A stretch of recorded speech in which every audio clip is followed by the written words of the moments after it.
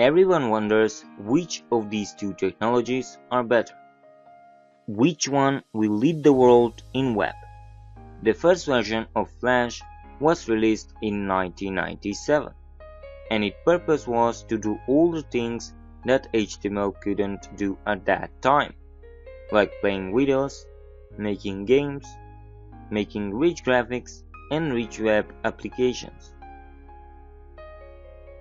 What's the great about Flash is that it gives you great graphics that run very smooth thanks to the ability of using the GPU, which is the graphics card, and rendering all the graphical Flash content.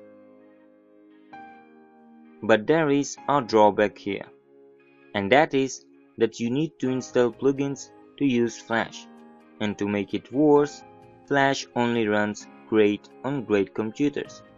So if you have old or weak computer, the page or the plugin could crash. On the other hand, HTML5 doesn't need any plugin to run in the browser. The browser's engine recognizes HTML5. But still, there are other HTML5 features that still need to be implemented in the web browsers. HTML5 is known to have a weak graphics performance. Well, that was true, because the canvas element, which is responsible for the graphics, didn't use the GPU, so the performance weren't so great. The canvas element is great for making 2D graphics content and 2D games, and they run smooth.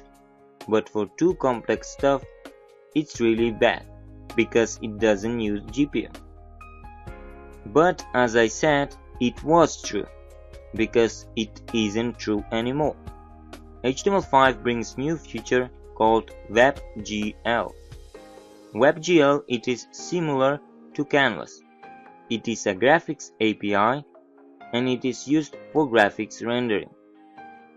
But what's so different from the Canvas element and so special is that it has GPU support. Yes, it uses GPU power to render the content, so your games can run very smooth, even the complex one.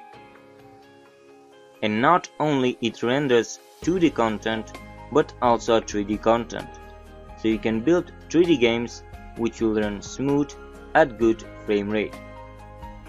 And for this, you don't have to install any plugin.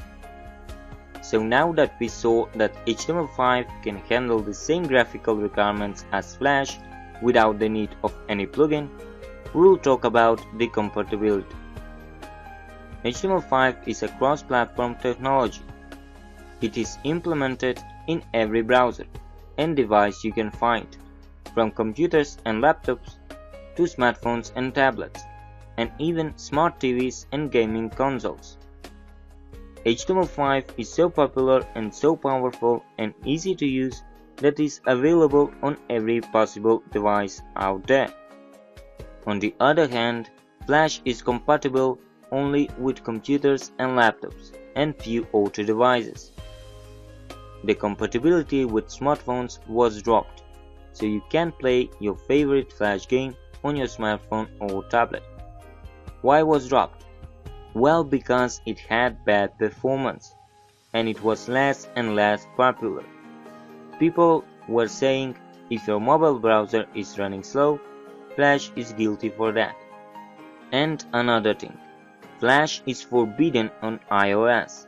The founder of Apple, Steve Jobs, said that the reason he didn't include support of Flash on iOS devices, it was because Flash was weak with very bad performance, and that the future of the web is in the HTML5.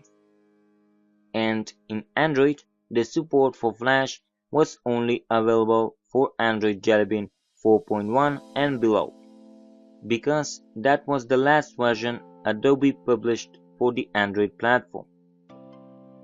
Before ending this lesson, I will tell you the last proof that the HTML5 is the leading technology here, and that is Adobe itself.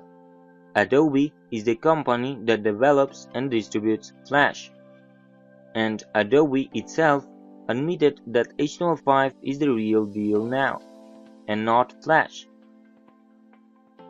If you remember, in my previous lessons I mentioned it about a technology, a framework to be more accurate, that allows you to build native app using HTML5. Well, that same technology is maintained and developed by Adobe itself. So these guys are approaching to the HTML5 world now. They even made some of their apps that were meant for Flash development to be HTML5 compatible. So you can build HTML5 content with those tools. Maybe I will sound like a Flash hater, but I don't hate Flash. I like Flash. It's just I'm telling the facts. And also let me point that Flash is not dead. He is still here and he is still working great. But people want technology that is accessible immediately and compatible on every device. And that technology is HTML5. This is the end of the tutorial lesson. In the next lesson, we will see what are frameworks actually and how they can make HTML5 development easier and faster.